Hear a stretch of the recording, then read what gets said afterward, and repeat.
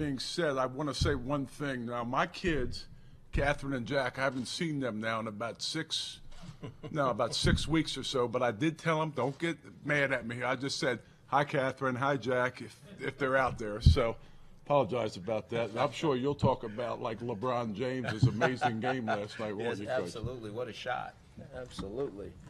So with that being said, you guys, we got 2 quality players here, I truly believe. I think with Baker Mayfield, what we have is a guy who we talked about, who wins the game of football, is ultra competitive, is revered by his teammates and anybody who has ever been around him. This is a guy that has earned everything he has ever had from high school to college and now up here. He is a winner. He's competitive. He really is. And then Denzel Ward. With Denzel Ward, he is one of those very unique and gifted players that he is, as you all know, with Ohio State, it's 0 press man coverage.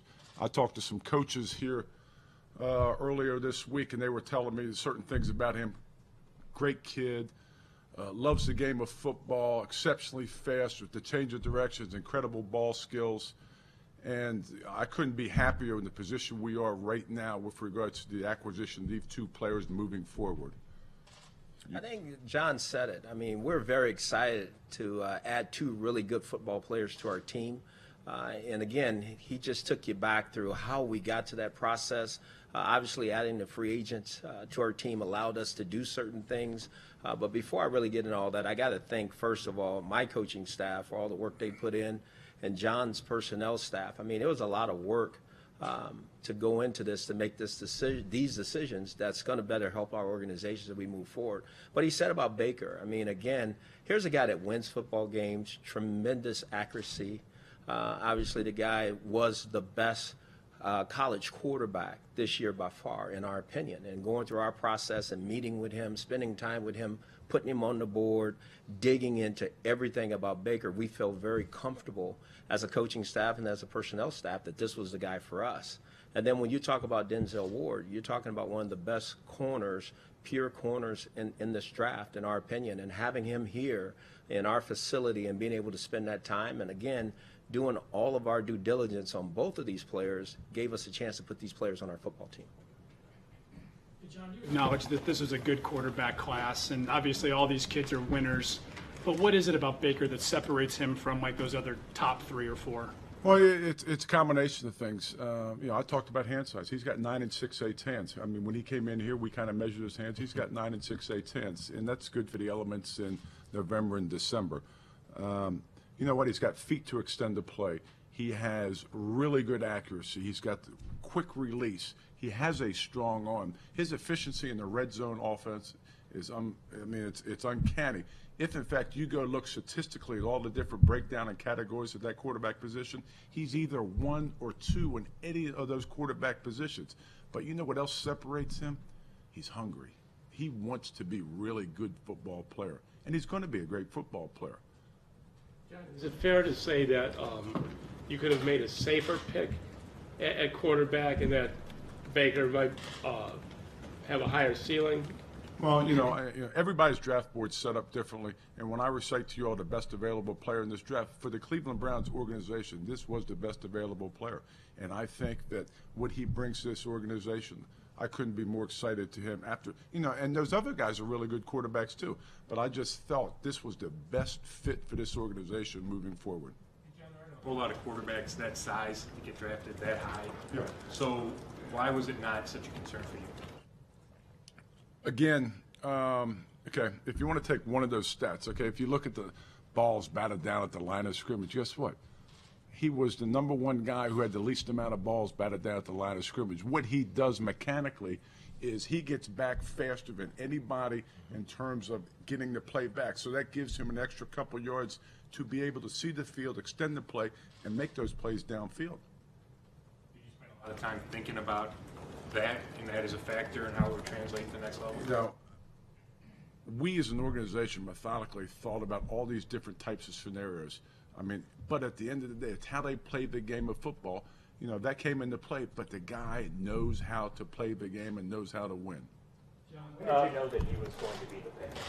When did I know we were going to? Well, I think when you make a pick like this, it is important that you have unanimous consent with everybody within the organization.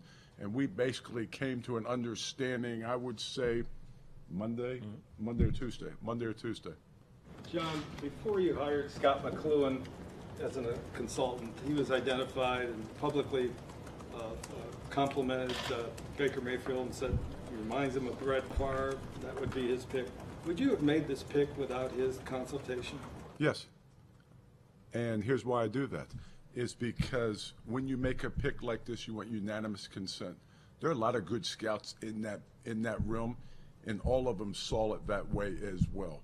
So I have no problems whatsoever with saying that if Scott's a friend of mine, and he's a really good scout, if he was here or not, I would have still done the same thing. Do you see Brett Favre and Baker Mayfield? I see Baker Mayfield and Baker Mayfield. We saw last year with the Texans kind of really played to Sean Watson's strengths. In other words, they kind of played it, a lot of college stuff, and we see the game changing more and more. As you guys go into it, are you going to try to play to his strengths and not just make him a pocket passer, or what are your plans?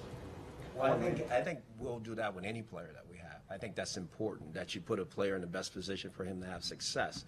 But I think we all know heading into this that Tyrod Taylor is going to be our starting quarterback, first and foremost. So let's make sure that we understand that. And it's understood by Baker that he needs to come in here and learn the National Football League game. You know, he's going to learn from Tyrod and learn from Drew. And I think that's really important. But we will, I know Coach Haley extremely well. We'll do everything we can to put him in the best position when he plays to have success. Can I add something to this? Yes, you can. You know, I've always thought for a young man's development, you know, in Baker's fix, why not have a chance to sit back and see how the game of professional football is played? It's a very complicated game. So why not learn from some of those veterans in that realm? Understand the complexities of defense. Watch the game slow down. Give him a chance to actually see what this game of football is all about, because it's hard to make that transition. Step right in there and do that. So to give him the best chance of success organizationally, that's kind of why we've said that, you know, it's give him some time to grow in this thing. Absolutely. He does have for a visit. Was there something specific, or Hugh too, something specific that struck you? I mean, you said he's a winner and he wants to win, but I just wanted something that really struck you about Baker. I think Baker is he really is a neat kid. He's humble. He really is humble. He is intellectually, he is a very smart guy. But the one thing I realize when you get around him, he loves the game of football. He loves to study the football. He loves to play the football.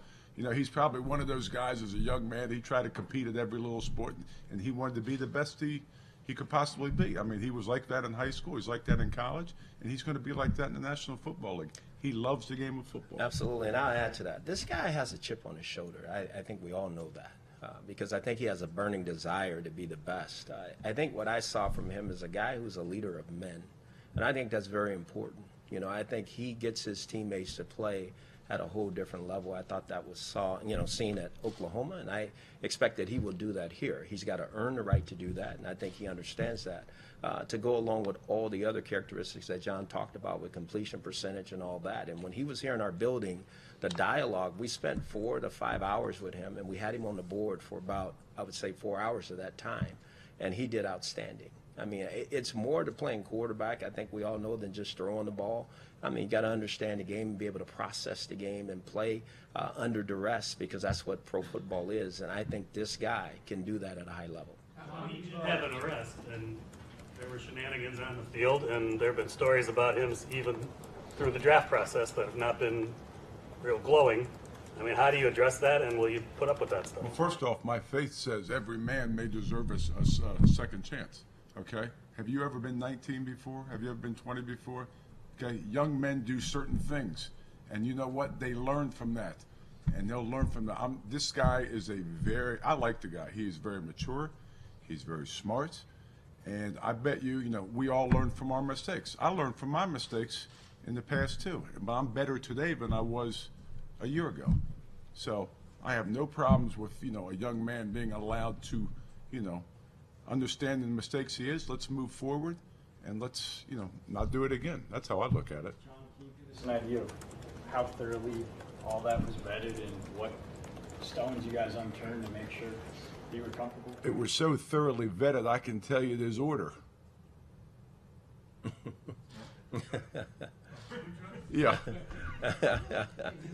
I know you guys have this plan about keeping the rookie off the field because you set it up with two veteran quarterbacks. But the fact is, at the combine, he said he wouldn't even sit behind Eli Manning. Do you think it's going to be a problem keeping this colt in the barn? I look at this. You know what?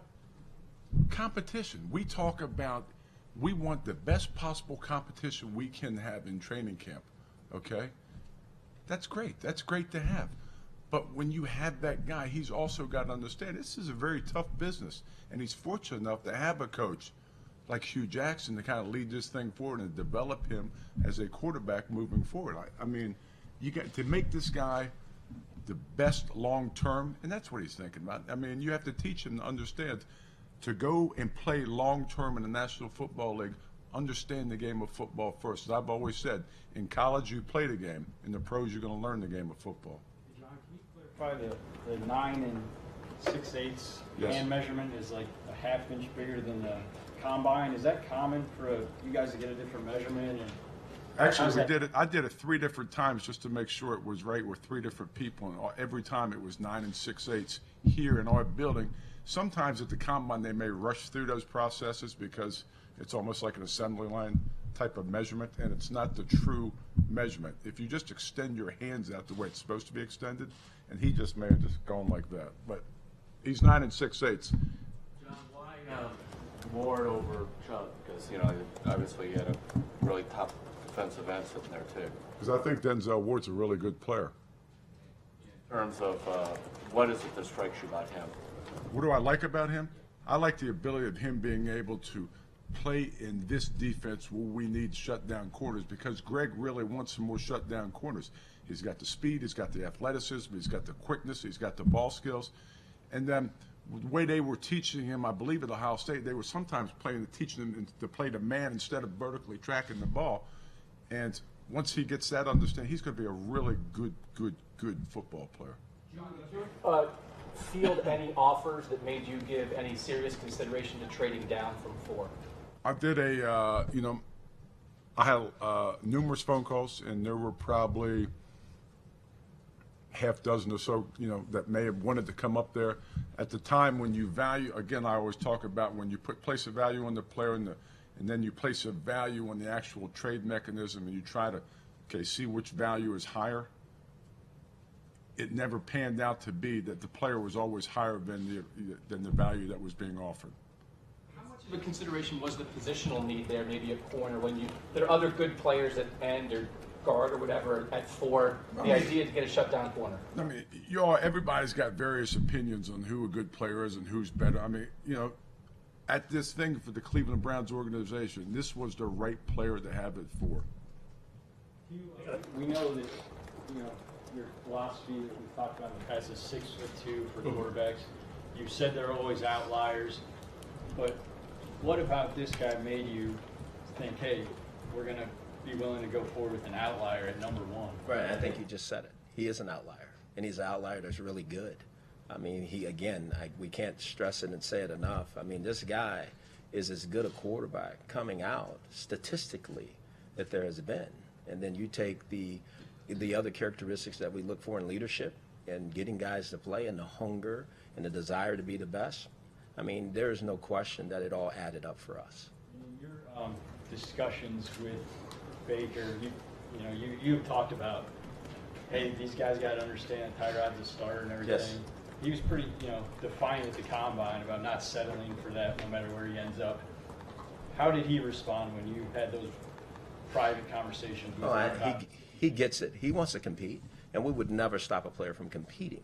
But I think John just stressed it. I mean, let's be honest in this room. We've been through playing young quarterbacks here at Cleveland for the last 2 years and putting them in some tough situations. So I think it's really important that he understands when he's ready to play, he'll be ready to play. But that's tough for a young guy playing in this division in a National Football League in our system. So I think it's the right, and again, and kudos to John for setting this up the right way. We have a veteran player in Tyrod Taylor. We have another veteran in Drew Stanton, that this young man can come in and learn the game and not feel like he has to walk out there and be everything right away, and learn how to play in the National Football League before he plays. John, do you think this pick is the Mayfield pick? Do you think that's going to define your spot here in the Browns' history of general managers? All I care about is winning. That's what I want to do. I want to win, and I think you can't have enough talented football players on your roster. And you know what? When you have the quality of coaches that you have on this coaching staff who are going to begin to teach and develop young men, and you keep breeding them quality football players, that's when you begin able to win. That's how I look at it every year. Yes, sir. I got to ask you, just because the couple years were pretty tumultuous, but what do you say to people who say that Mayfield's, some of his behavior is reminiscent of Johnny Manziel? Yeah, as I look at, I mean, you guys are going to try to create, I mean, here's how I look at this. In doing all of our research with Baker Mayfield, he is an individual that has earned it all the way through his life. As I look at this thing, whatever he has done from high school to college and now here, he has earned and really worked his way up there. And the one thing I really love is when you talk to the Oklahoma staff, he comes in, when he gets to Oklahoma, he begins to learn the playbook in 3 days. He loves the game of football. He loves to study the game of football. Okay, I have no qualms about this guy whatsoever as a man or as a football player.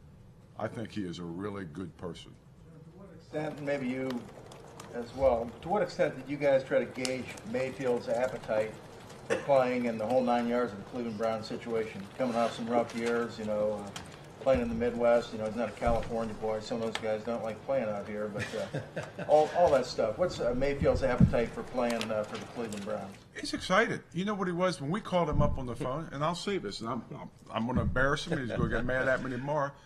Here's how humble he is. He was actually in tears. He was so excited.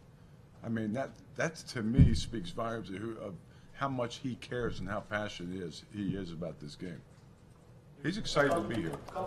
There's so much that comes with being a number one pick, a quarterback here in Cleveland, where Tyrod's going to be number 29.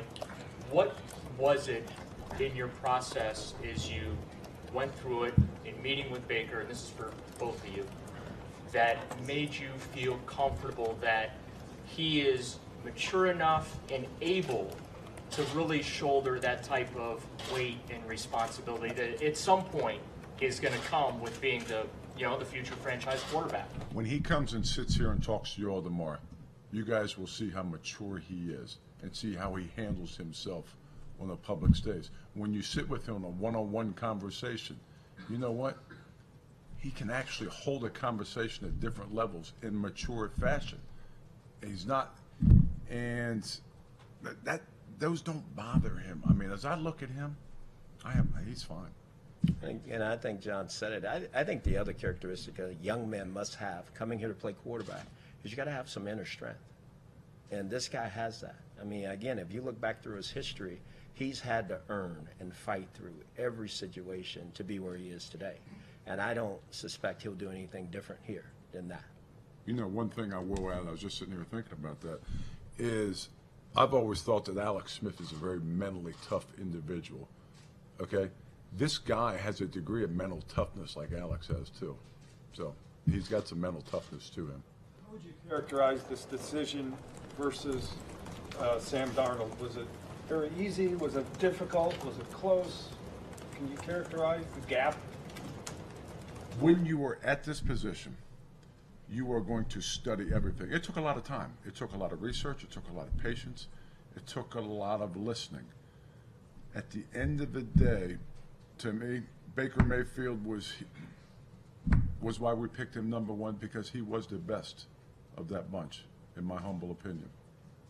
John, how was Hue involved in the quarterback evaluation of all this, and when did you tell the coach what the pick was going to be? Well, first off, we came to unanimous consent as an organization Monday, and I will tell you this: Well, we went out on a little quarterback road show, and we started out in California, and then we did the 2 California guys, and then we went down to Oklahoma, and then we went up to Wyoming, just to sit there and watch the head coach, the offensive coordinator, quarterback coach, and they would sit there and they would grill him on the X and O's, and it was really a fascinating study just to watch the depth and the recall of these guys as it unfolded.